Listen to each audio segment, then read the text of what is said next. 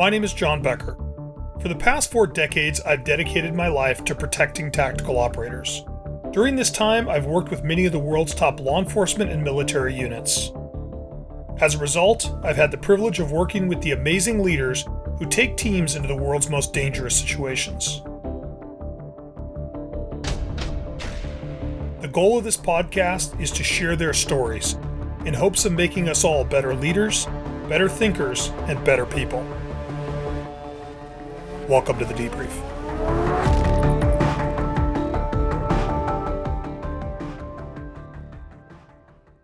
My guests today are Thor Eells and Don Kester from the National Tactical Officers Association, or NTOA, which is the largest tactical organization in the United States. Thor is a retired commander from the Colorado Springs, Colorado Police Department, where he served for 30 years, the majority of which was in tactical response, including serving as a SWAT operator, a SWAT team leader, and a team commander. Thor is currently the executive director for NTOA after serving many years as a board member and as a trainer. Don is retired from the Pima County Sheriff's Department in Arizona, where he served as a SWAT team leader, a SWAT team operator, a team sergeant, the training director, and a SWAT team commander, eventually retiring as a division commander and captain.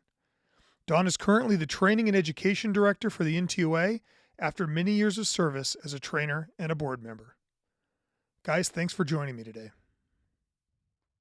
Thank you for the invitation. We appreciate it. Thank you, John. Why don't we start with your personal backgrounds? Because I think it's good to give context to kind of the current face of the NTOA. So Thor, give me your career background. Well, I spent 30 years with the Colorado Springs Police Department in Colorado Springs, Colorado.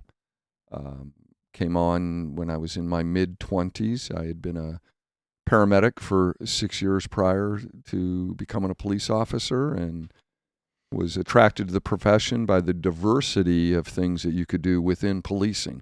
And I was drawn to that. While in the academy, our department had different subspecialties come to the academy, give a little briefing on what narcotics does, homicide does, etc. And tactical was one of those presentations, and saw that, and I thought, well, I know exactly what I want to do when I have the opportunity to do it. But our agency was one in which you had to, upon graduation from the academy, you went to patrol, you served a minimum of 4 years in patrol before you were even eligible to test to go into what was called TEU, Tactical Enforcement Unit, which is what was the name assigned to our SWAT team. Full-time team. Very few openings ever came about because it was such a desired assignment. And yet that was my goal. So I progressed through my career, eventually was able to test, got into the team, spent my time in the team as an operator. We ended up with a chief that came in and believed that mandatory rotation was necessary in specialty units so that you could take that knowledge and share it throughout the department.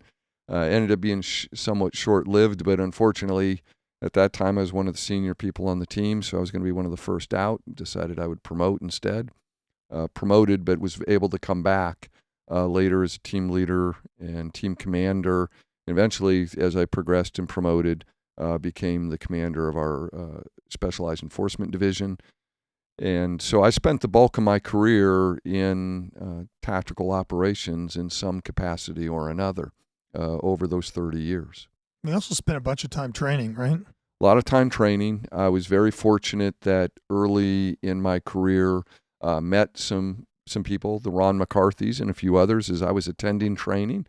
And for whatever reason, they felt I might have some promise as a instructor, and so was able to be brought into the fold and began training in a variety of disciplines, less lethal, basic SWAT, intermediate, advanced SWAT, HRT, all those types of courses while I was still an actual operator, had some practical real-world experience that I could apply. And then as I moved beyond that, more into the leadership roles, the supervisory roles, started teaching those disciplines as well. So probably spent a good 20 plus, maybe 25 plus years as a trainer within the tactical community.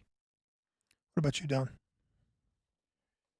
My career really mirrors Thor's in many ways. I spent about 24 years with the Pima County Sheriff's Department, which is down in Tucson, Arizona, about 1,600 employees. I'm one of those folks that had a blessed, charmed career with really no complaints. I was spoiled, I'll admit it now.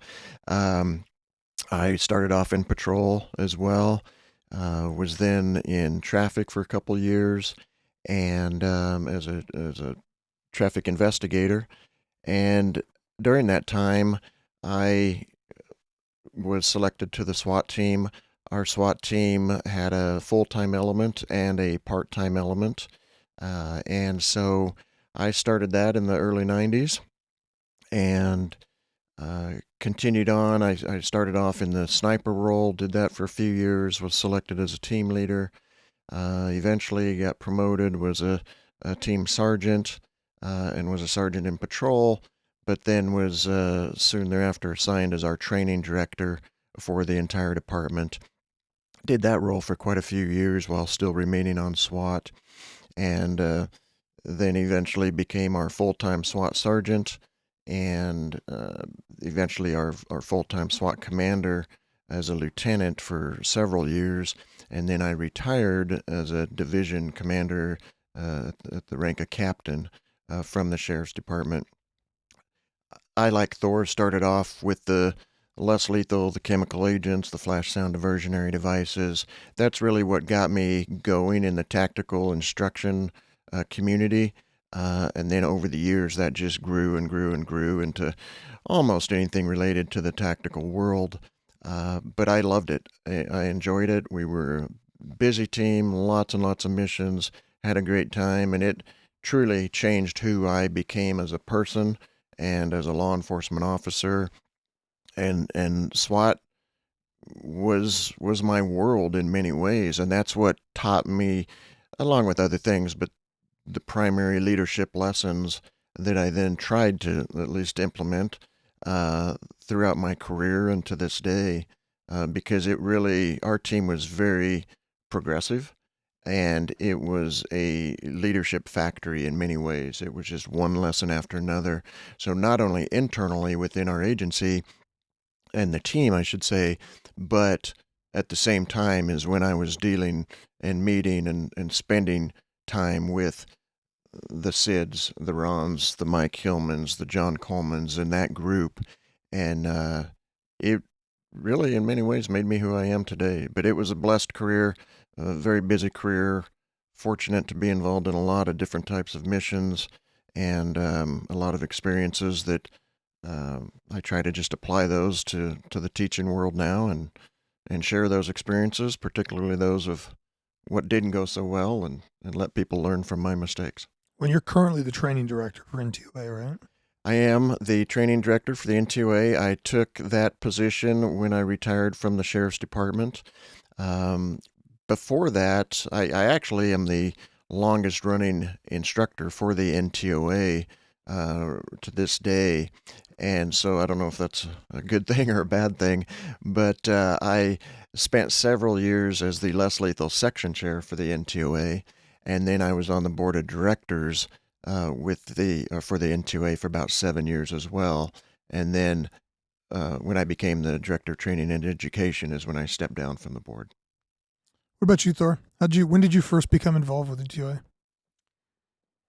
1995 is when I became an instructor with the NTOA initially. Much like Don, was instructing a variety of disciplines, which also I think had a tremendous impact on me. You know, I had the beneficiary of, was the beneficiary of learning as I was instructing, you know, being around people that was able to share experiences and different philosophies with me while I was teaching. But I had a hunger and a thirst that drove me to continue to be really actively participating within the NTOA, and any opportunity that I could volunteer for a role, whether it was instruction or otherwise, being on committees, I took. And eventually later on, I, like Don, became a board member. I was also on the board for about 7 years, served, I think, about the last 2 years as the chairman of the board, trying to provide some guidance based upon my experiences and the influences of, many of the plain holders that we spoke about. And eventually, when it came time to retire, it was very fortuitous for me that the position came open. I was actually looking to maybe continue my career within law enforcement as a chief of a smaller agency or doing something in a leadership role there when the executive director position came open, and I was able to slide into that. I was very, very fortunate for that opportunity. What do you see the current mission of the NTOA is? Well, I don't think it's changed. I'm very proud in that we have tried to hold true to the fundamental principle that John put forth, 40 years ago now, in that we are going to focus on training, education, and professionalism to enhance SWAT and to save lives. And that is our guiding principle. We very much keep that in mind when we're making decisions that we think are likely or potentially going to have an impression on the law enforcement world. What do you see the role of the NTOA? There are a lot of voices in the tactical community now between state associations and private training organizations. And, obviously the NTOA is the largest, not only the national organization, but the largest organization. What do you see the role of the NTOA being, like the responsibility of it to the community? Well, I think we, if I were to pick a word, I would say is a resource. So we try to do our very best, make a very concerted effort to gather information. We're listening. We try and balance some humility with our own degrees of competence and understanding, but in recognizing that we are certainly not the know-all, be-all, end-all. But through that recognition, we are very actively and continuously seeking information. We are looking to try and identify what are people's needs, how can we in any way, shape, or form address and or meet those needs, and then how do we share that? So we try to be mindful that, there are regional issues, regional problems, state by state, as different legislators or decision makers make various changes to the course of business and daily activity type of thing. But there are lessons to be learned in that we can then try and share, communicate elsewhere.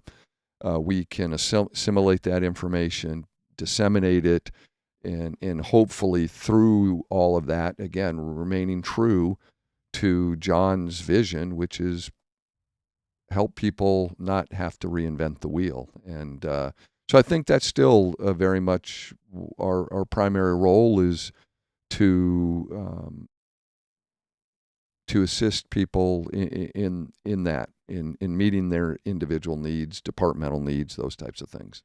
Do you see the NTOA as competitive with state organizations? Well, I would hope not. I mean, I can tell you that it's certainly not my desire for that to be the case. And in my communication with my colleagues, my peers that are on the board, certainly with Don as our training director, we are very mindful that we don't want to be competitive. And I know that under our tenure, we have made an effort to try and ensure that we have a relationship with the states, that this is a two-way flow of communication. What can we do to help you? We're certainly not afraid to ask for help or input from others. What are we missing? Are we not looking at things the right way?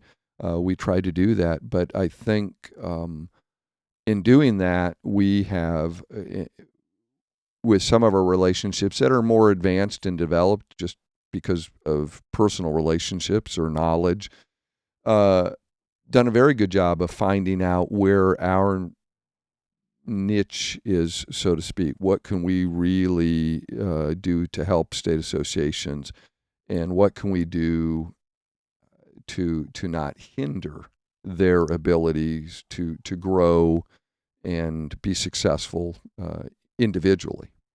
Yeah, it's always struck me, like I've heard people say, oh, that they're competitive associations, and there is not an overabundance of good training, right? And that's always my argument is like, it's not like we have 500 good training options every day you can go to. There is a dearth of good training, and I don't understand why somebody wouldn't belong to both the NTOA and their local association, their state association, because the perspectives are different. The quality of, the variety of training is different.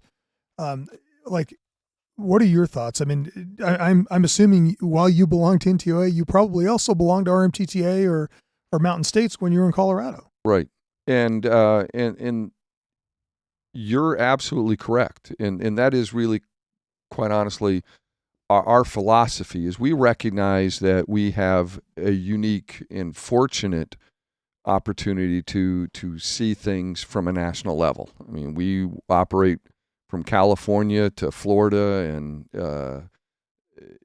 all the spaces in between, and there are different perspectives, and it affords us an opportunity to see things through different lenses. But at the end of the day, we are not looking to compete. What we're looking to do is enhance, to really be a benefit to those that are out there, to be that added resource.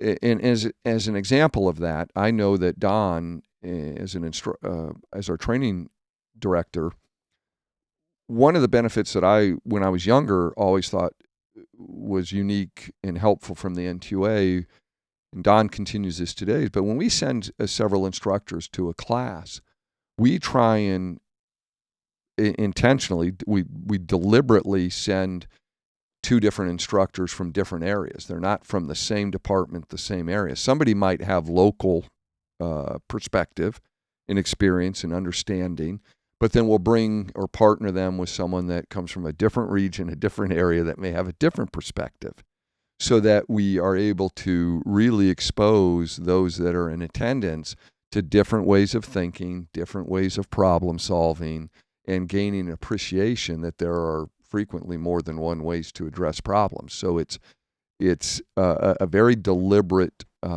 effort to expand knowledge, experience, exposure, those types of things, and that's what we really want to try and continue to accomplish with our state partners.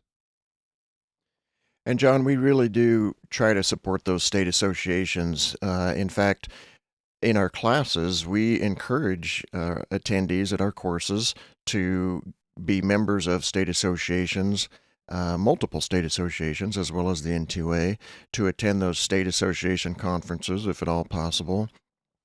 And we also support those associations when they do have their annual conferences. The NTOA oftentimes will send an instructor or two and provide free training at the conference on behalf of the state association, and we work that out with the state association each time, and many of the states take advantage of that on a yearly basis. So usually we will send instructors to 13 to 14 state conferences in a year where we provide the instructors, we pay the instructors, the associations help us out with the expenses of travel, but we cover the instructors and many of those expenses as well. So that's a resource that is available to them. You'll see Thor and I and others at many of the state associations sitting in classes, trying to learn, trying to keep cultivating those relationships as well. So we certainly, I can tell you, don't view it as a competition. There are things the state associations can do better than we can, and there are things that we probably have some advantages on at that national level. So we understand that. We try to coordinate with them and want to continue that. I think that, it's always struck me that there's a very local aspect to law enforcement, right? It is possibly the most local thing you can do, yet like any political thing, and it's a government service, there's a local perspective, there's a state perspective, and there's a national perspective. And I think that you guys are in a unique position because in dealing with all the state associations and in states that don't have an association, the NTOA is the state association. You have a unique perspective on policing nationally. And I'd like to kind of discuss some contemporary topics with you guys to get your perspective nationally. Why don't we start with police reform? And this kind of, it seems like the move to police reform and defunding police may have hit its nadir, and we're starting to swing back the other way. But what is your perspective, Thor, on kind of this national movement towards police reform? Well, I think it is still evolving. I don't think that it has lost as much momentum as some people might believe. And my reasoning for that is each time we have a police incident that achieves national media attention, it tends to restoke those fires and calls for police reform. And so I think that is still a movement that is evolving as we speak.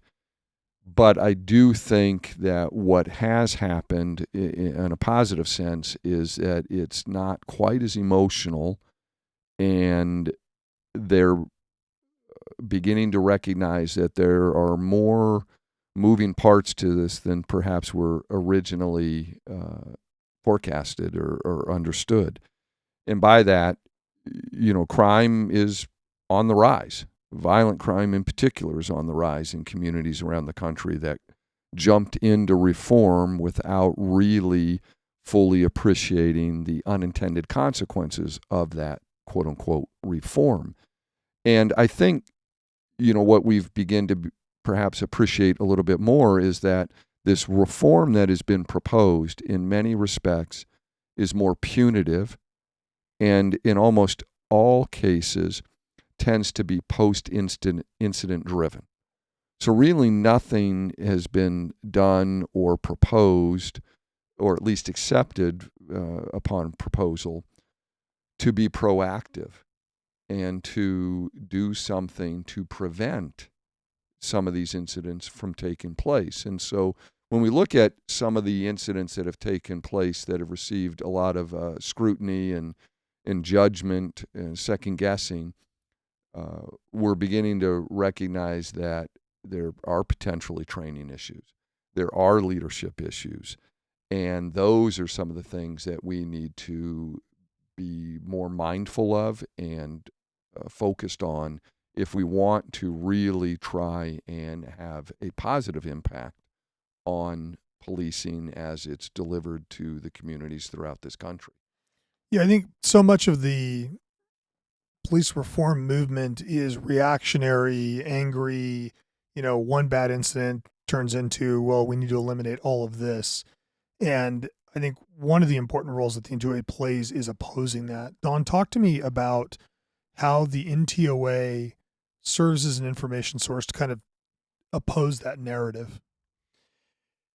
Well, police reform really is a very complex topic, and it's very broad. And I think to really dive into the topic of police reform, you have to first start by defining what part of police reform are we going to discuss. And so if it's like Thor mentioned, the punitive aspect, we know that is setting law enforcement back years, if not decades. If folks want to talk about police reform in the sense of how do we make law enforcement better, which might not be all about restrictions and curtailing activities, it might be, but it oftentimes is more about how can we make law enforcement better, then we would strongly support that. And so one of the ways we address that publicly and with the state associations and the media and other entities, first and foremost, is be honest. And we've taken the mantra that we're not going to try to defend the indefensible. And I think that has been a challenge with law enforcement historically, where we do, as a profession, there have been times, let's face it, where the profession, the industry, has tried to defend things that there really was no defense for. So that's one of the messages we really emphasize and push out is let's have some honest, useful, productive conversations, and let's look at what we're doing now and where we can improve. So the NTOA is really trying to drive that along with other groups to focus on what is true police reform, meaning what's going to make us better. And, some of those other negative aspects of it, they'll sort themselves out over time. One of the things we're doing is developing new programs. We're focusing on the concept of emotional intelligence. We're focusing on the concept of brain science and leadership and professionalism. And when we talk to groups, media, whomever it might be, those are the things we really hit on. And we tell them sometimes, yeah, law enforcement made some mistakes in these areas, these incidents, whatever it might be. But what you're proposing isn't going to solve anything. It's not going to change anything. If we really want to change law enforcement, then there's certain things we need to do. And law enforcement does need to get better. We do a lot of things well. We do a lot of things not so well. But we can do everything better and improve. And so we're really trying to take it from the strategic standpoint and say, how is it that we're training law enforcement? What can be changed? Because in many ways, training of law enforcement is decades behind the times. We're trying to look at policy issues and see how can we truly improve policy, training, and education to enhance law enforcement to avoid these types of problems. So we're excited about where we're going and what we see as the future. But of course, we can't do it alone. We have to have the buy-in and the support of everybody in the state associations and things like that. And the feedback has been great. But we're excited to get some of these new initiatives launched and really make them a much bigger part of the conversation and a much bigger part of the process of the evolution of law enforcement, because we feel while we all have great intentions and things, we do a great job in the profession, there are things we can do to get better. Well, I think you raise an interesting point, which is, so often when an incident happens, the response of law enforcement is one of two. It's either trying to defend something that is very difficult to defend with a straight face, or the corollary to that is not defending something that is completely defensible. And because there isn't an organized messaging platform, law enforcement media response is based on a local agency, and that agency may have a fantastic PIO, but the majority of them don't. And so you have a professional media organization that is attacking an agency in a lot of cases, and an amateur PIO who is trying to respond to reporters who do this for a living.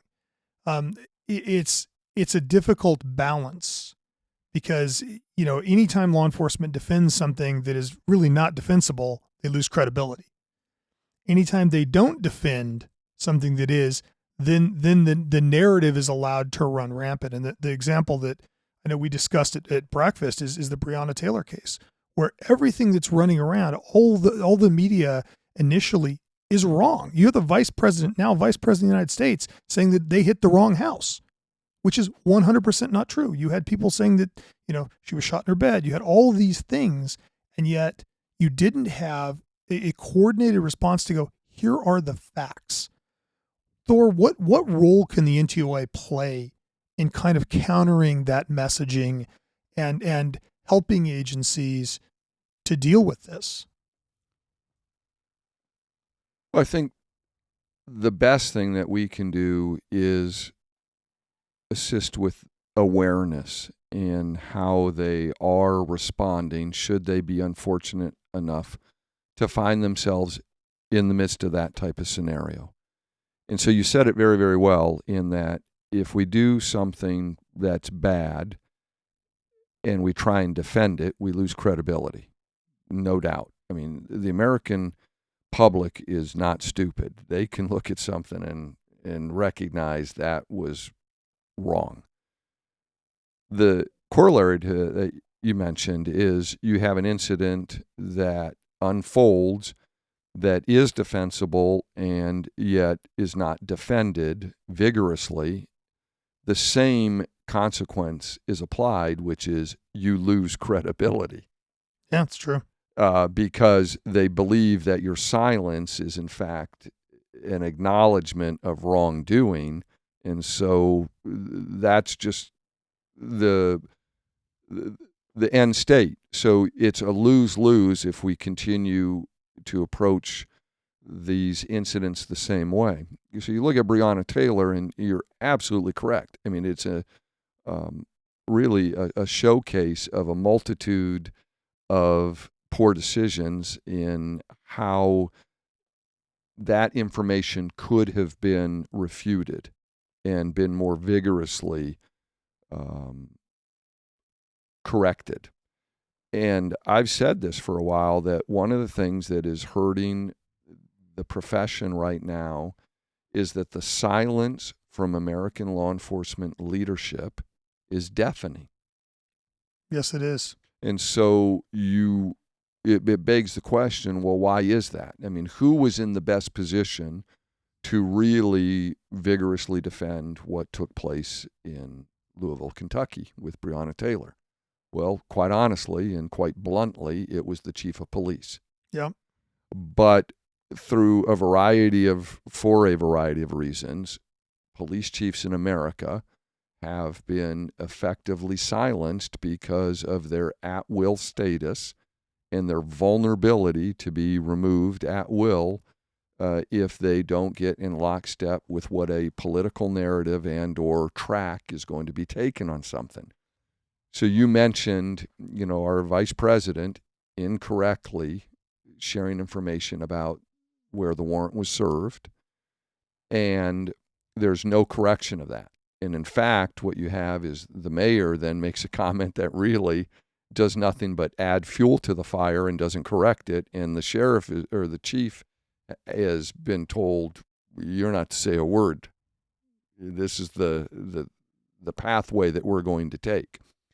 And so I think the best that we can do is when we have these conversations is to share that information, to create that awareness. And we're not passing judgment, believe me, on political ideologies or things of that nature. We're simply saying that you have to evaluate the circumstances that you find yourself in and begin to do sort of a pro and con analysis. What's the cost benefit factor here? And the analogy that I tend to draw or apply is, many people remember years ago when it became very, very common to file frivolous lawsuits against major private corporations because they would always settle. It was less expensive to simply settle. Well, eventually somebody raised their hand and said, do you realize that the number of settlements that we are making out of a need to be expedient is actually our net cost is this? And it was far worse. Well, I think the same thing is applying to law enforcement, is that as we continue to just roll over and not defend those things that should be defended as being lawful and correct, albeit difficult, is having a cost. It is tearing the fabric of trust between the American public and their law enforcement providers, which is serving no one well. It's certainly, arguably, at least among the quote-unquote experts, a contributory factor to our increase in crime in this country. So we need to have greater awareness that these incidents need to be addressed one way or the other. Either acknowledge the mistake or acknowledge that we didn't do wrong. Well, you raise a really interesting point, because a lot of the problem is the politicization of American law enforcement. Law enforcement is not a political function. It right? wasn't intended to be, correct? It wasn't intended to be. Now, sheriffs are elected, and that is, it gives the people the ability to pick their law enforcement leader. But law enforcement in and of itself is an executive function that should be agnostic to politics. correct. In fact, it's part of the reasons that when you look at some of the challenges that we have today is our forefathers wanted American law enforcement to be fractured. We didn't want a single law enforcement entity that could potentially then become corrupted and Tyrannical. And violate the rights of the American people. So as a result of that, we have over 18,000 different police departments. We have over 3,000 different sheriff's departments, and we have potentially an untold number of federal law enforcement. We have tribal law enforcement. We have thousands and thousands of agencies in the country that have thousands of different policies, procedures, training, standards, etc. And it adds to the complexity of this whole reform. Where do you start? Who are we reforming? Because it's not a one-size-fits-all. There's not a single answer that's going to address the diversity, which certainly has its pros, but it also creates certain complexities that we're facing. No, I think it's interesting because the forefathers didn't trust government, right? If I learned anything in con law and in reading the Federalist Papers, they were not trying to create an efficient government. Correct. They were trying to prevent efficiency in government and ensure that nobody got an opportunity to accumulate power because it corrupts people. And ultimately, their fear was a tyrannical, centralized federal government because that's what they fled. And so they intentionally separated powers. They intentionally created a federalist system. They intentionally paralyzed government. People that have not read the Constitution carefully think that it gives you rights. It does not give you rights. The Constitution prevents the government from taking rights. And so much of what is happening in American law enforcement right now is this idea like we'll push them all together. We'll make centralized things and we'll give more power to the federal government. And that was exactly what the founding fathers were afraid of happening. So I think that one of the things that we need to do is we need to eliminate this politicization of law enforcement. We need to have our politicians stop saying, well, the FBI is corrupt or the LAPD is corrupt. People take inappropriate actions and those actions need to be remedied. But a rogue FBI agent is not reflective of the entire FBI. A George Floyd does not mean we burn the whole police department to the ground, nor does it mean we vilify everybody. But, you raise an additional point, which is there aren't national standards. And it's problematic. And part of it is the complexity of it. The smallest rural police department in Mississippi is never going to hold the standards that the NYPD or LAPD can because of funding, because of personnel. But in the tactical community, there aren't national standards. Some states have standards, some don't. And the NTOA played a big role in the creation of a national standard. So talk to me about that. Like, where did the national standards idea come from originally? Well, it evolved out of what was originally proposed through the NTOA as our quote-unquote best practices. And eventually, a conversation took place, and this was when Don was on the board and I was on the board and speaking to some bright folks, Sid Hale being one of them, and recognizing that best practices, quite honestly, really wasn't enough. It's like the person that you want to go to the gym type of thing. You say, well, we want everyone to be more cardiovascularly fit. And you put a challenge out there. Well, the only people that go to run and get cardiovascularly fit were the ones that were running to begin with. And so the best... Yeah, the fit ones. Right. Yeah. So the best practices, while certainly noble in its foundation, really wasn't enough to incentivize folks to work towards.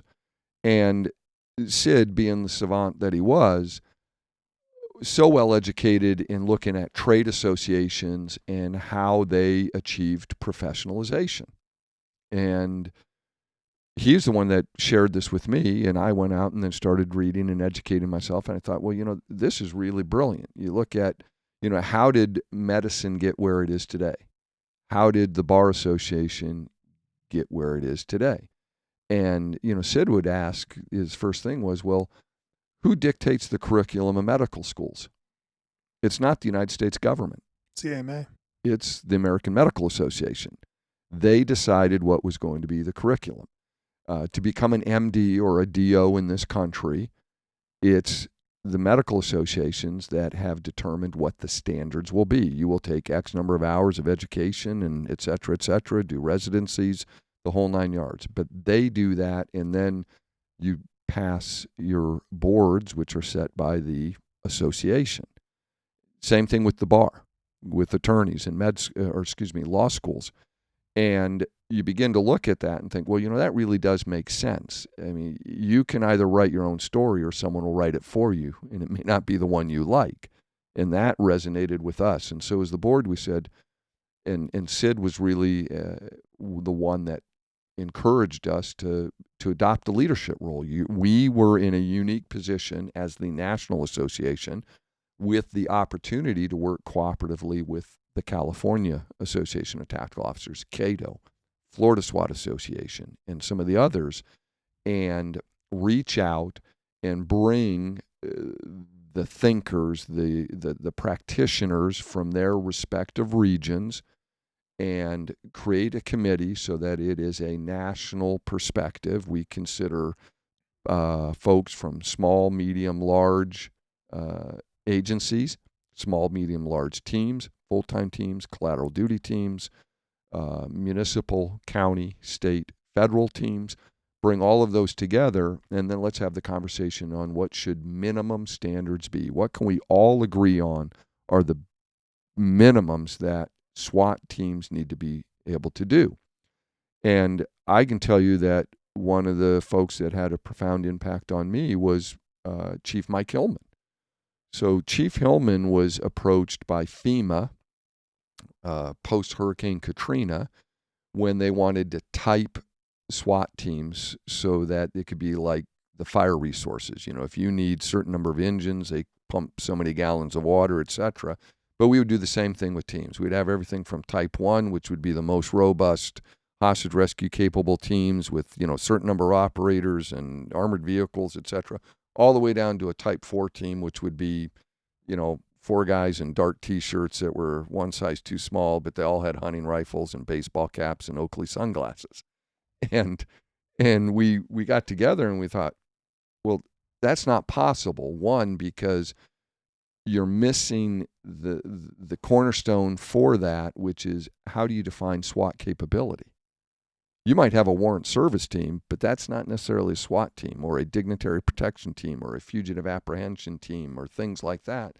They're not SWAT teams. So you had to define, what will SWAT teams do? What are their minimum mission capabilities? And that's where we started. And then from that, and with the input of these committees and these representatives from all across the country, we were able to develop what we believed would be helpful to our profession of what a SWAT team can do at what levels with different typings, different capabilities. And I would like to think anyway, that this has been extremely helpful in serving as a roadmap or as a template for teams to improve either their ability to gain access to training hours, to purchase certain equipment, to sign interagency agreements with others where they're lacking but certain capabilities, but a sister agency might have that. And that's really what we've worked towards with the national standard. And it's meant to be just a bare bones minimum. I mean, it's certainly not a dictate. We don't have the authority to mandate people meet these. But at the end of the day, what drives any kind of change, just like in the legal or the medical field, is your risk of liability. That if you're not doing these minimums that the profession is requiring of practitioners, then you expose yourself to liability, not just financial, but certainly public goodwill and other things. And we've tried to step into that what was a void and provide that. Yeah, it's a huge void. And, one of our mutual friends, Todd Mackler, years ago told me an analogy I use all the time. He said, I have a driver's license. My 17-year-old daughter has a driver's license, and Mario Andretti has a driver's license. We're all drivers. We don't all drive the same. And I think one of the challenges with the modern tactical environment is you do have not only a wide range of agency size and agency capability, ranging from, kind of, for lack of a better term, a tier one, law enforcement resource, whether that's NYPD ESU or LA sheriffs or whoever, all the way down to a part-time small regional team. And so you're trying to regulate behavior from, 60-man full-time team that does 200 ops a year to 6-man part-time team that does 6 ops a year. And then to make it worse, the mission sets are it's almost a matrix where you have team size and mission set. And the mission sets vary from simple narcotic search warrant to complex coordinated terrorist attack or hostage rescue. Don, from a training standpoint, how do we address that? Do you think how we the NTOA has established a national standard? What do you think the best approach is from a training standpoint to try and equalize some of that? John, that's a complex question, and I don't know that it's got a direct answer. I think that is certainly one of the challenges in training law enforcement, because you've got the challenge of the small team, the big team, the medium-sized team, the regional team, collateral duty, full-time, and they all have their own complexities that come with it. So I don't know that there's one specific answer. I do know that the standardization has to play a key role in that.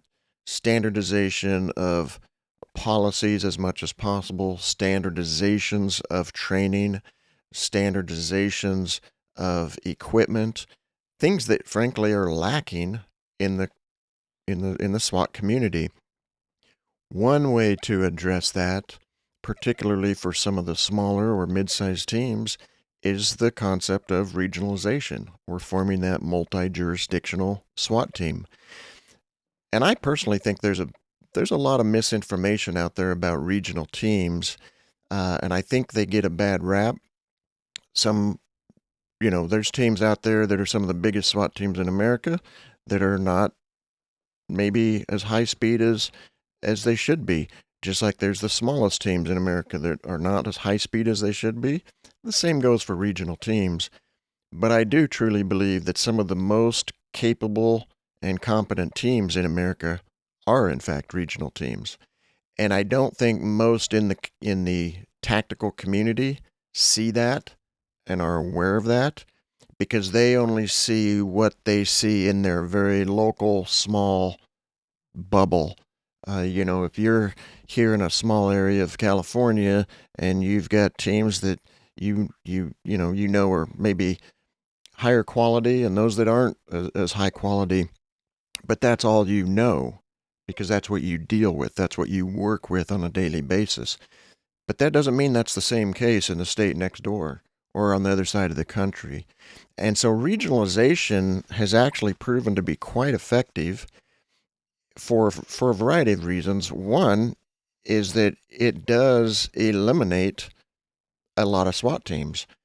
And by eliminate, I mean we can take 8 teams and make them into one. Now we've eliminated 7 SWAT teams in the country that had 7 different policies, 7 different training standards, 7 different selection standards, 7 different budgets, and on and on and on.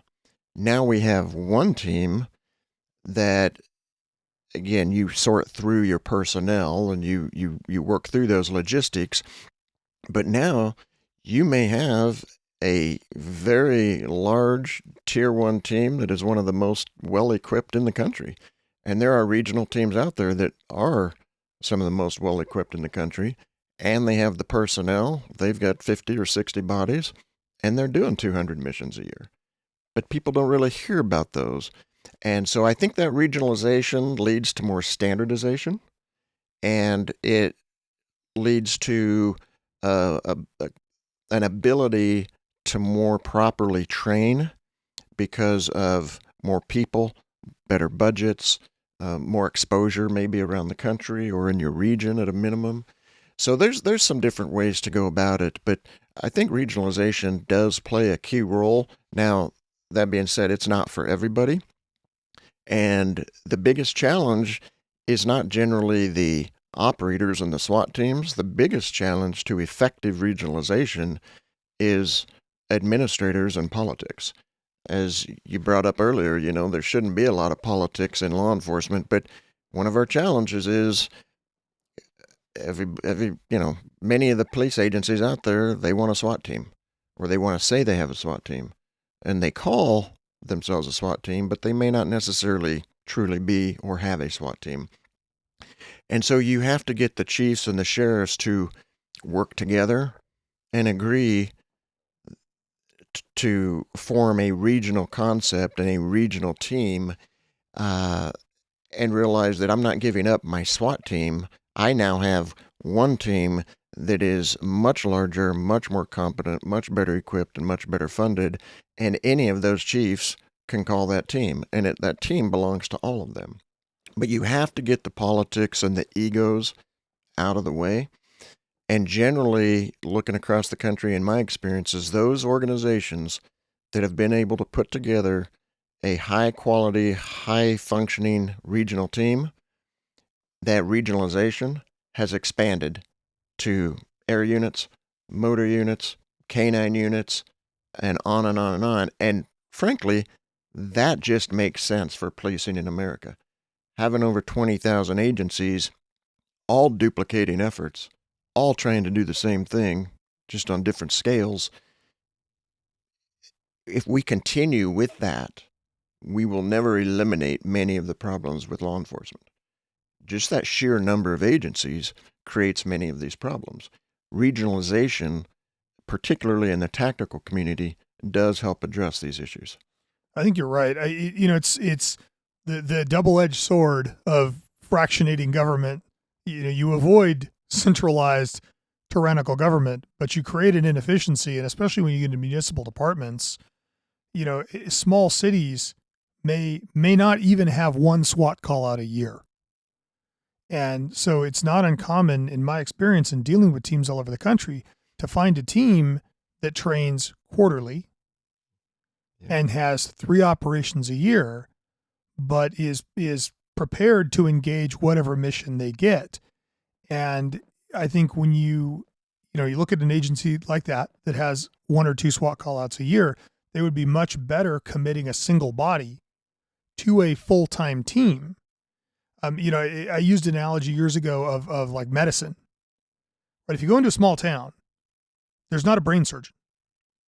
There might not even be an orthopedic surgeon. There's a general practitioner doctor. And he's good at basic life support, but you don't want him to perform brain surgery on you. To some degree, tactical operations are the brain surgery of law enforcement. And, it's challenging to maintain the very high level of specialization that you need to be able to effectively do a hostage rescue or an explosive breach or any of the, high risk operations when you are a small agency and you don't have that kind of op tempo. It's like expecting going into a small town in the middle of the country and expecting to get, absolute top tier medical care. Like, it's not going to happen. Well, and logically, John, it just doesn't make sense. Yeah. For many of the agencies that have, quote, SWAT teams, there's no logic to having that SWAT team. It doesn't make sense financially. It's misleading to the public. We're setting our personnel up for failure as leaders within the organization. And you can't properly equip the team. You can't properly train the team. You're not going to have enough missions to, number one, justify their existence, but number two, maintain that competency level. Versus if we combined resources and worked together in many, many locations in this country, we would be doing a much better service to our personnel, our agencies, and the citizens of the country. Yeah, and I think that is a role that needs a national voice, right? There needs to be a national voice that is speaking to that, not only in the form of SWAT standards, but in the form of providing a unified voice, which I think is a role the NTOA does and can play in these situations is, if you're a small agency that doesn't have the expertise, or you're an agency that gets into trouble or has a bad incident, it strikes me that the NTOA is the place that those agencies can turn to get direct access to true subject matter expertise. Is that true, Thor? Absolutely. It's one of the things that we have really made a concerted effort to share that information, that we are there for that exact reason. So when we do speak about regionalization and encourage multi-jurisdictional approach and sharing of resources to accomplish mission capability, that's one of the things that we try and support. So our efforts are in that we feel a responsibility that if we're going to set forth standards, we have a fiduciary duty to also support the agency's abilities to reach those standards. We can't just leave this void between, we want you to operate at this level and you're at this level, you figure out how to build the bridge. Our approach to it is that if we're going to set forth that, we're going to provide you with the bridge. Whether you choose to cross it ultimately is up to you, but it absolutely is something that needs to be done. I mean, the byproduct of agencies not doing that or engaging in some of the misguided decisions that Don spoke to, where you allow ego or politics or otherwise to interfere with making a really objective, rational decision on need and or capability, is that unfortunately the American public does not discern the difference between a high-level, high-functioning tactical team in this country from areas that don't have that. They simply see the title SWAT officer did X, Y, or Z. And in many cases, that is driving bad case law. It's driving a loss of confidence in our ability, in our capabilities. And, a multitude of negative consequences result thereof. And so it's really important for us at the NTOA to create this awareness with regard to the communities, tactical communities I'm referring to now, about asking these practitioners to pause and really have an objective internal analysis. And you think about after action reports. So we strongly encourage, and for many, many years have told teams, when you finish a mission, you sit down and you have an after action. And it should be very objective. It should be brutally honest. You're looking for your strengths, your weaknesses, and means to either bolster or correct. The same thing has to happen with regard to just your overall function within an agency for the citizens of your community. And that's what our standards are really designed to do, is to ask people to say, relative to these standards, where do we honestly and objectively fit? And if we're at a 4 and we want to be a 3, or we're at a 3 and we want to be a 1, how do you accomplish that? Well, we'll help you with that. We'll share policies. We'll share procedures. We have a multi-jurisdictional section chair. So we have folks that have that experience, that have that direct, intimate knowledge of, what are the obstacles that you're likely to encounter? How do you overcome that? And we'll share all of that. I mean, none of this is considered, state secrets or anything that we're going to keep guarded. We want everybody to be successful. But I think we've politically driven law enforcement away from self-reflection. We have driven law enforcement away from after action. It's interesting. I remember in law school, they talked about subsequent remedial measures and how, if a business does something after the fact to fix a mistake that they made, you can't introduce that. You can't come back and go, well, Ford's brakes didn't work because Ford redesigned their brakes. Because the policy disincentive of telling Ford that if you change it, we're going to punish you for it is terrible. Yet in law enforcement, just in the time that I've done this, coming up on 4 decades, the amount of introspection I have seen in teams has gone through the floor. Like I can remember early in my career going to debriefs and seeing heated discussions and candid self-flogging of, we really screwed this up, we can't do this. There was a policy of kind of holding each other accountable. And what we now see is kind of a move towards the opposite. When you attend a debrief, the debrief is a hero story, and anything that went wrong is not discussed. One of the things the first question I ask when we do our lecture series is, what went wrong on your operation? And if the answer is nothing, there's no point in us having a debrief because we're not going to learn anything. Don, over the time, have you noticed that trend? Do you see that happening? I do. It is becoming more and more frequent. And I'm not really sure why. I have my personal opinions on that, but we're not being as honest with ourselves as a profession as I think we need to be and we can be. And I think I said it earlier, we have to improve. Law enforcement has to change. And if we think politics doesn't affect us, then we're living in a world that doesn't exist, because it does. And I'm not saying it's right. It just is what it is. We have to work around that. We have to improve the way we do things. And I think the most frustrating part that I see looking at incidents and working on cases and working with SWAT teams around the country and then working with legislators and you name it, is that the reality is most of the problems in law enforcement can be pretty easily fixed. They really can be. If you start breaking it down to what the bigger issues are, they're fixable.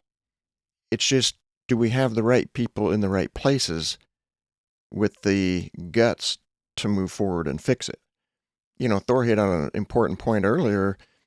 Most chiefs are at will, so their hands are somewhat tied. Now, certainly not all chiefs, and certainly some chiefs don't care about that, and they do the right thing, but many are hamstrung by that. And again, I think that's the frustrating part, is we can fix our problems if we focused on emotional intelligence and we truly bought into emotional intelligence and we paid the money and we took it serious, like many other industries.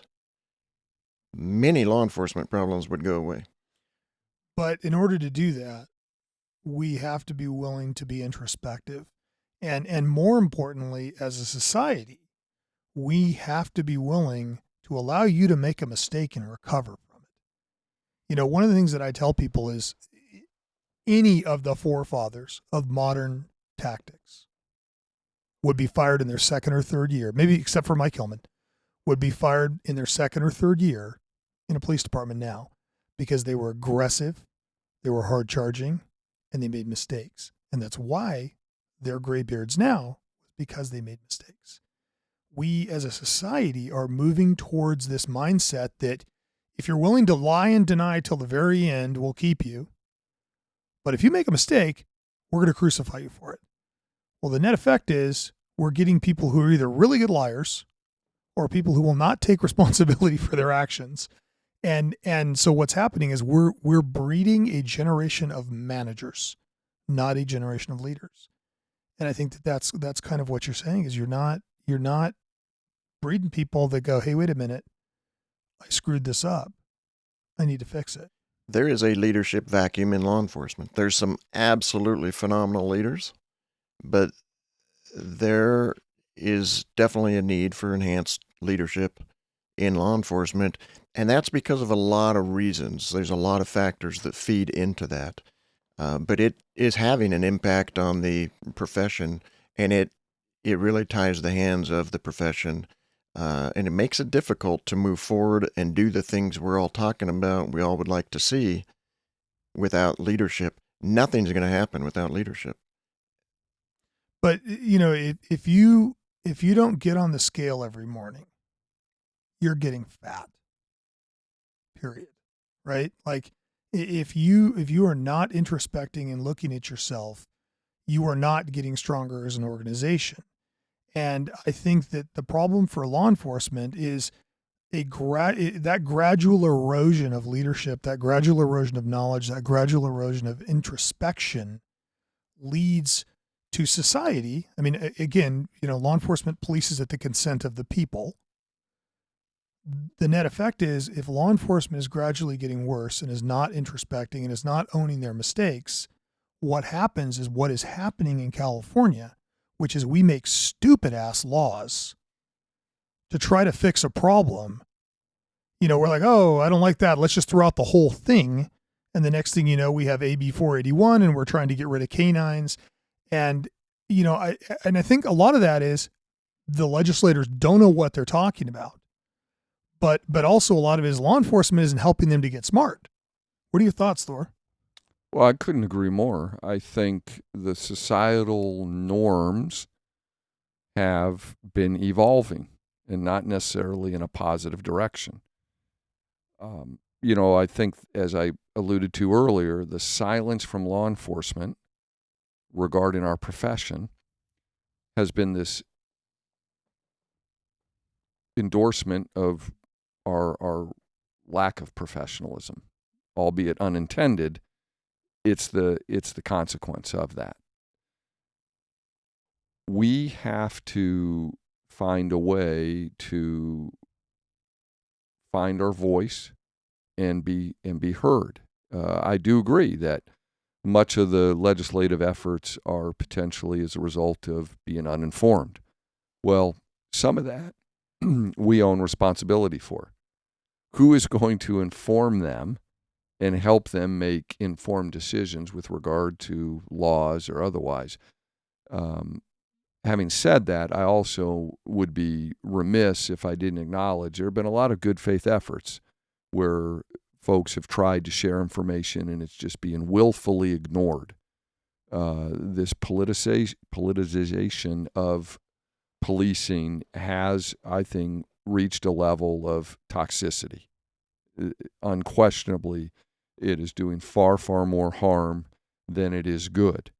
That has to be righted. There needs to be we need to find a way that we can create some separation for chiefs, for leaders, sheriffs, to be somewhat insulated from misguided efforts so that we can do the right things for the right reasons. I think there's an impediment to that right now.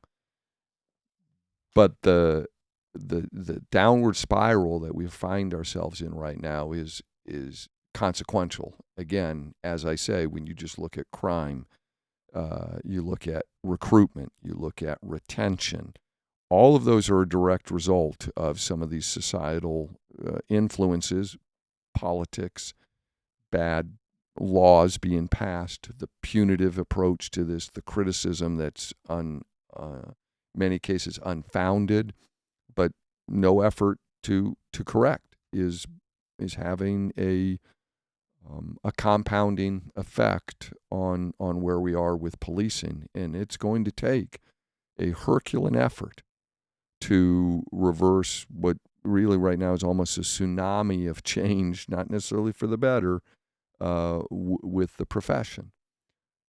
But it, as Don mentioned, is kind of a complex answer. I mean, it's not just chiefs standing up and saying something or sheriffs. It's a multiple pronged approach.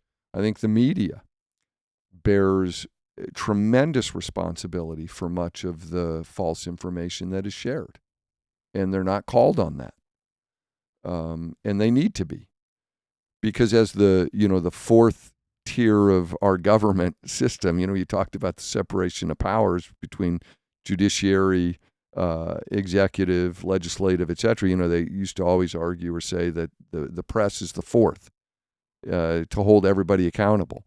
Well, originally that was in fact the case, but it was under the premise that people would be honorable and truthful.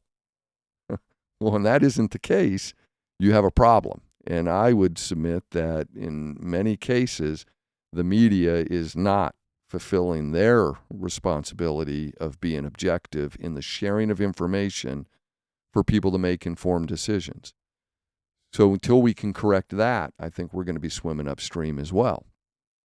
But having said that, in the end, the best that we can do and what we're trying to do is stay active, share objective information, continue to encourage people, despite the pressures of not having that introspective encouragement, to engage in it anyway and have the courage to act on it.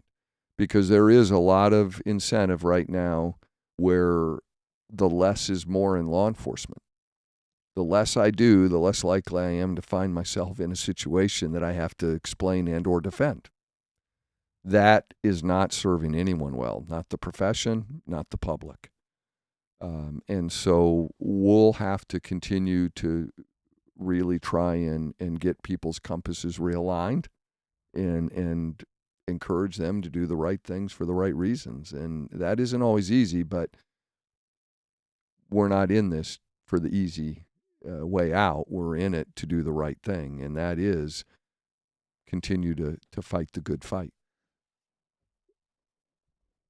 One of the things that I think is necessary for that, though, is courage, right? It takes a courageous approach, and it change comes from swimming upstream, right? And recently, not that long ago, the NTOA issued a policy statement about no-knock warrants that was received in some sectors with a shrug and, oh yeah, and in others with a violent, you got to be kidding me reaction. Talk to me about, one, what the policy statement said and why you chose to engage that fight right now. Well, the current circumstances was the trigger for why we chose to get back out there, but this time to elevate the directness of the message. So it was sort of an iteration where we had best practices and now we had standards. The same type of elevation, and we have been discouraging dynamic entry, which was the inexplicit association with no knock. They were attached at the hip through a course of evolution over a number of years, from when this really became kind of a primary tactic in the 80s, the war on drugs, to current day scenarios. And we looked at that, and historically, going back literally to the 1980s, Mike Hillman and that era of people were telling people, hey, no-knocks aren't for every single mission. Dynamic entry is not for every single mission. So it wasn't nothing new in terms of our position, but we went back and we looked and said, okay, for years we've been teaching decision-making based upon our priorities of life. Hostages, innocent citizens, law enforcement, suspects, and really shouldn't be on the chart, but in some cases people have applied evidence to sort of de-emphasize or at least better clarify. Evidence is at the bottom. Evidence is the least of your considerations. You should not, for any reason whatsoever, be unnecessarily endangering these human life because you want to get evidence. And so obviously a number of high-profile incidents surrounding the quote-unquote no-knock prompted us to go back and take a hard look at where do we stand on this and why, and what have we been teaching so that we're not speaking out of both sides of our mouth, so to speak. And in looking at what we realized is what has transpired over a period of time is this misunderstanding in why we serve warrants and what the mission objective is relative to what your safety priorities are. And they were being misapplied. If you really looked at the mission objective, so that's the purpose of the warrant and why you're there, relative to the safety that is there, we could not, with a good conscience, support no-knock warrants. I mean, there were already the legal exceptions that allowed you to forego a knock and announce if necessary, based on exigency that was occurring. And the other tactics that have become available to teams over time that are tested made more sense. You know, the primary premise under no knock is that you're hoping through the utilization of that no knock exception that you're able to achieve surprise. And then second component sometimes is speed, although I would be disingenuous to not acknowledge that there are teams that have been using no knock simply to forego the knock and announce requirement, but they're not necessarily making entry. But the real foundation for the no knock is, well, we're hoping that it allows us some surprise, some opportunity for some movement, for some sort of tactical utilization that we achieve surprise. We're either better positioned or these types of things. Well, hope is not a tactic. And to hang our hat on that is doing a disservice to the men and women doing a very dangerous job. And some would maybe counter, well, without that, it's dangerous. Well, I'm not going to say that they're all wrong, but it begs the question, again, when you look at the analysis and how teams throughout this country, very experienced, very tenured, very busy teams have been able to accomplish the exact same kind of missions and never use a no-knock versus those that are doing them as a matter of routine. I mean, there's an agency that was using a no-knock warrant to retrieve a pit bull puppy that had been taken in a theft/robbery. You know, that's why we felt we have a responsibility for the good of the profession as a whole to say that no-knock warrants really have sort of outlived their usefulness, in a sense, for the safety of all involved. So it's, you know, these concepts tend to get conflated together, right? A no-knock exception is a legal concept on a warrant that says you do not have to provide knock and notice before making entry, right? Because the Constitution requires knock and notice, and, you know, obviously it requires a search warrant to enter somebody's home, requires knock and notice as part of that search warrant, unless there is a specific exception granted by the judge, who is the only one that can say, you know, that.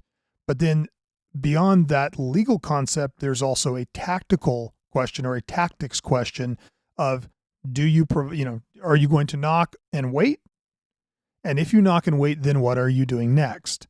Right. And you see all over the country multiple strategies being employed there. You know, some are you know, give knock and notice and don't enter, just, you know, contain and call out.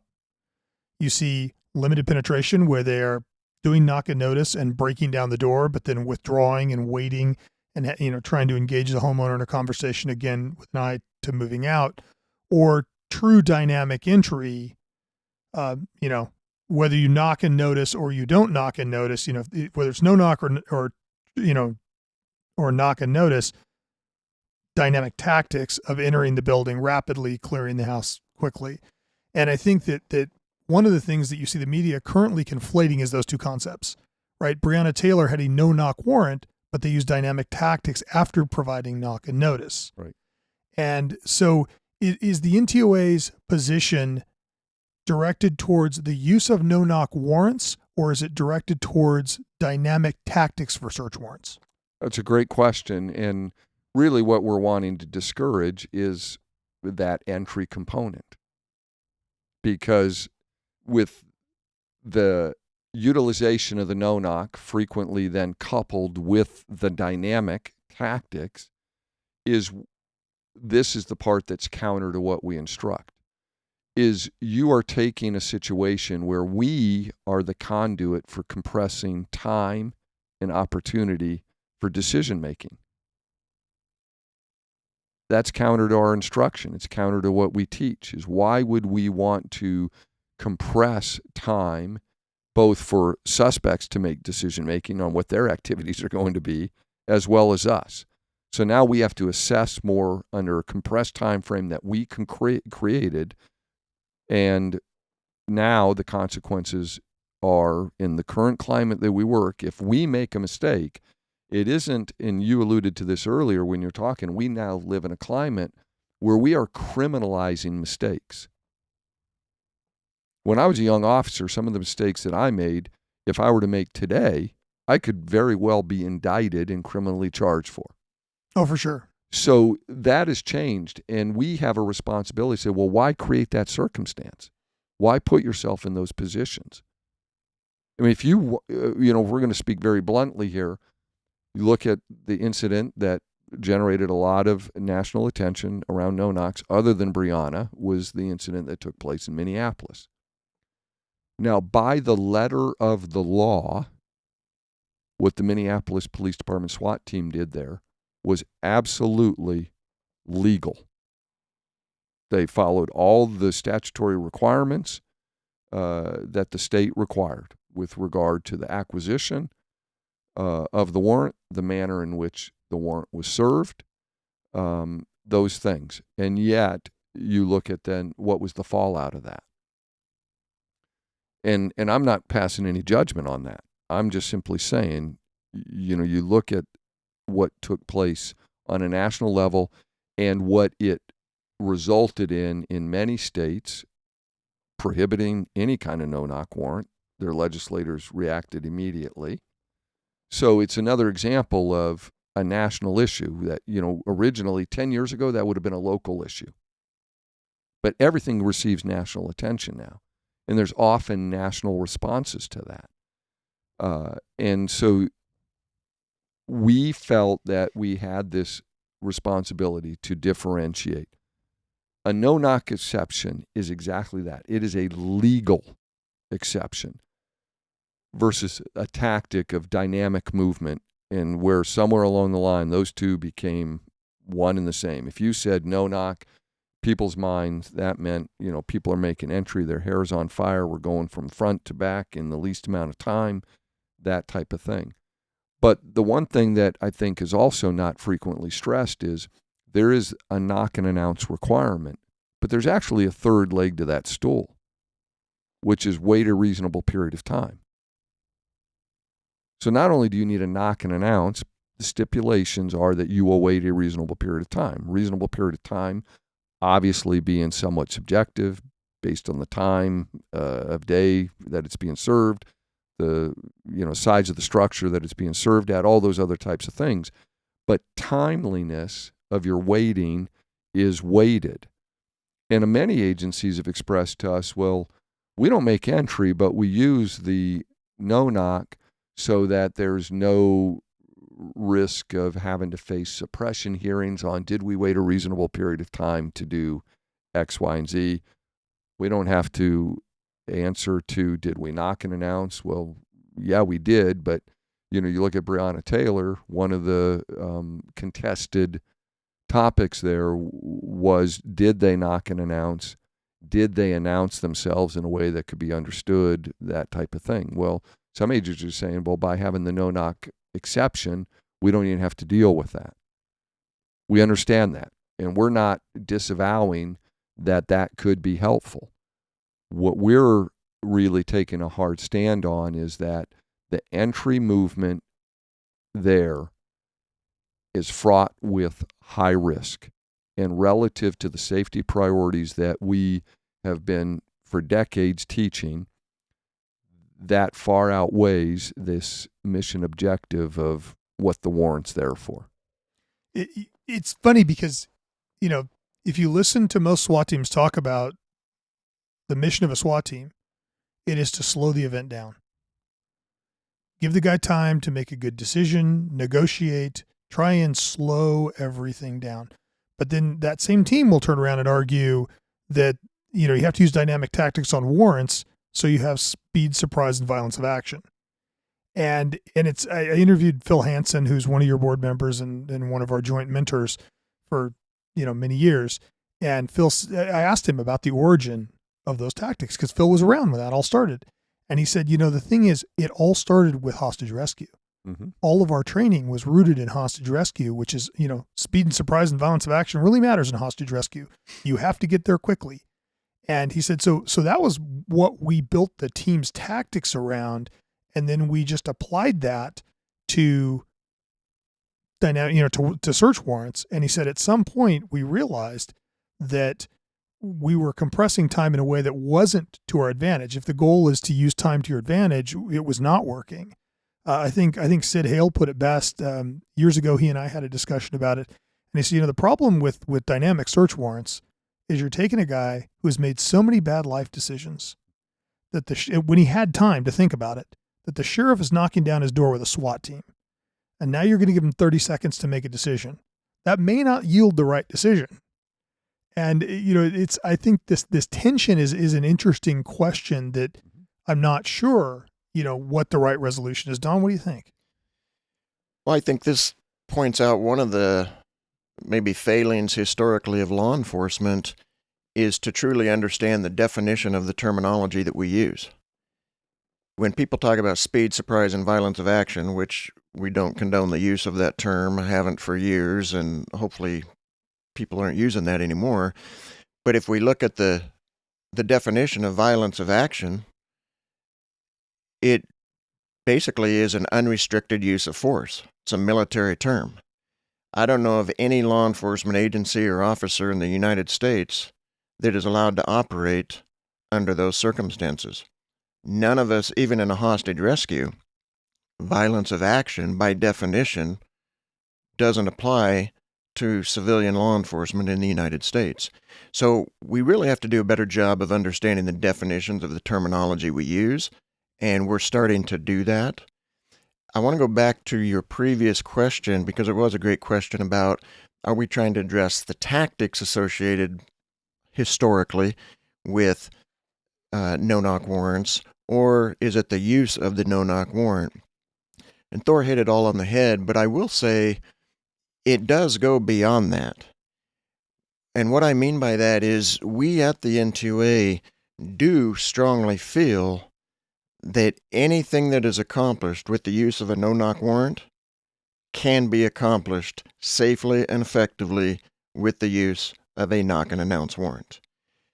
And so while, like Thor mentioned, we do acknowledge that there are teams that use a no-knock, but they're not making that immediate entry. We understand that. We get that. We understand their philosophy. However, a counter to that is that we can still accomplish everything using the knock and announce. So is it worth it for us to put ourselves in the situation to have to deal with the whole no-knock issue whatsoever? And I say that we know we can do it with a knock and announce piece of paper because thousands of teams throughout the United States have been doing it since their inception. There are teams that were created in the 1970s, extremely active teams that have never served a no-knock warrant. And they apply the safety priorities and the tactics, and they do great. And there are teams that serve hundreds of warrants a year, some of the biggest teams in America, and they have not done no-knock warrants for 30 years. The vast majority of SWAT teams in America do not conduct no-knock warrants based on anecdotal evidence, conversations. Now, when you're saying that, you mean using the no-knock exception or using dynamic tactics? Using the no-knock exception, even. Got it. And so now people, of course, are going to say, well, where's the numbers? Those numbers don't exist. What we do find, though, first of all, I want to just emphasize that the feedback, when that position paper was put out by the NTOA, the feedback was overwhelmingly positive from law enforcement. In fact, the general response was two general responses. One was, why are you guys putting this out? Doesn't everybody know this? And number two was, it's about time you guys pushed this issue and finally took a stand on it. So the overall reaction, even from state associations, was extremely positive. Am I going to say every agency, every SWAT operator, and every association completely was on board? No, that absolutely is not the case. But it's very regional. And in fact, some of those, I won't mention areas and names, but a couple regions where they historically do serve no-knock warrants, and they had a little bit of an issue when this position paper came out, have completely changed their tune now for a variety of reasons. One, they've been educated and trained, because that's one of the challenges we have seen is teams that really, or personnel that really fight this issue and they don't want to sit and have a discussion about the no-knock, that conversation. They've never done it any other way. They don't know how you accomplish what you accomplish with a knock and announce warrant. Yet hundreds and hundreds and hundreds of thousands of warrants have been conducted by SWAT teams using knock and announce warrants, and very safely, very soundly. And so we've seen a huge education boom on that issue, and that's been good to see. We're proud of that. We're happy with that. We are more than willing to have those discussions with anybody. We understand, we're not a governing body, but we felt it was time to take that stance to, again, try to improve things. Don't set ourselves up for failure. Don't set our people up for failure. And let's take the whole no-knock thing out of the equation, because we can do everything we're doing with a no-knock, we can do with a knock and announce. And now we've dealt with this issue and it goes away. So what about the argument, and I've heard, people that were opposed to the paper and came back and argued it. Their argument is, Breonna Taylor's a perfect example of what happens when you knock and notice and then enter with dynamic tactics, right? They knocked, noticed, they had time to get out of bed, arm themselves, and then shoot Jonathan Mattingly when he made entry. So, would you not have been better off in that case with a no-knock execution and a dynamic execution? What are your thoughts on that argument? Well, I'll speak and say that I don't support that argument. Could it have happened? Yeah. And I don't discount it either, but I would much rather them get up, arm themselves, and come to wherever they want to come to. And if they are going to fire a round, I would rather not be in the house when that's happening, in certainly most situations. It also comes down to what resources are being used. It comes down to training. It comes down to education, experience. It comes down to who is doing the mission. And I'm not so worried about what people are doing inside a house when I go serve that warrant. If I'm going to do the knock and announce, I'm going to breach the door when I decide to breach the door. I'm going to wait as long as I decide to wait, and it might be 5 minutes, 10 minutes, 30 minutes. It might be 45 seconds. Every situation is different. But we definitely want to take all of that into consideration, but we would rather engage all of those folks from outside the house. And anything can happen on any mission at any time. We understand that. There's no perfect solution to this, and we're not saying there's a perfect solution. Are people going to get in shootings with knock and announce? Absolutely. But we're in a much more defensible position, generally physically, from a safety perspective, and legally, and from a societal perspective and that public perception. It's a very big, complex picture. We're trying to put teams in the most defensible position they can possibly be in. That includes safety, physical safety, legal, and public perception. Taking out, knowing that we can accomplish the same mission very safely without the use of a no-knock warrant, while at the same time we're taking out the legal issues and we're taking out the public perception issues, is a win-win-win for everybody. And one other thing that I might add to that is that our approach to the no-knock component of this and what we're trying to do is really have teams and operators actively engage in risk management. So when the mission is presented, immediately begin looking at what is our mission objective? How does that correlate to the safety priorities with regard to the manner in which we choose to accomplish the mission objective? So if we're given the warrant and our primary mission objective is to secure the residence for the purpose of detectives being able to find evidence, paper evidence, money, receipts, records, things of that nature, you understand that that mission objective with regard to the safety priorities is at the very bottom. We're not going to unnecessarily endanger the lives of those above it. And so how do you achieve that? You begin to consider your warrant service options, take down away, knock and announce with a breach and no entry, limited penetration, contain and call out, all these options that are available, and you engage in the risk mitigation. You know, if we do this, what are the potential positives? What are the negatives? And you eventually arrive at your course of action where through that process, you have mitigated risk to the degree that we can control. We fully understand we don't control suspect behavior, things of that nature, and we appreciate that. But there are things that are within our control that we can mitigate risk based upon the safety priorities, the priorities of life relative to mission objective. And that's where, as I had mentioned earlier, we frequently find that mission objective is superseding the safety of the operators, the public, etc. And that's when we find ourselves on the receiving end of the criticism that is currently being discussed.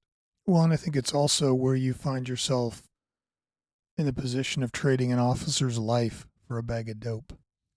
Absolutely. And when you ask relative, law enforcement practitioners, how much is one of your detectives' lives worth, or an officer or deputy or otherwise, they'll say, well, there's nothing out there in the world that is worth their life. And then you showcase these examples of, well, why are we doing this then? I mean, and there's always this pregnant pause where you sort of catch them off guard as to, well, yeah, I guess that is sort of difficult to explain. So, I just want to underscore that, our position on this is relative to, we want to encourage people to be actively participating in risk mitigation to the fullest extent possible for their own safety, for the safety of their teammates, for the public, because that is what we absolutely need. I think that's a really good place for us to stop, guys. Thank you so much for joining me today. Thank you. We greatly appreciate the opportunity. Thank you, John.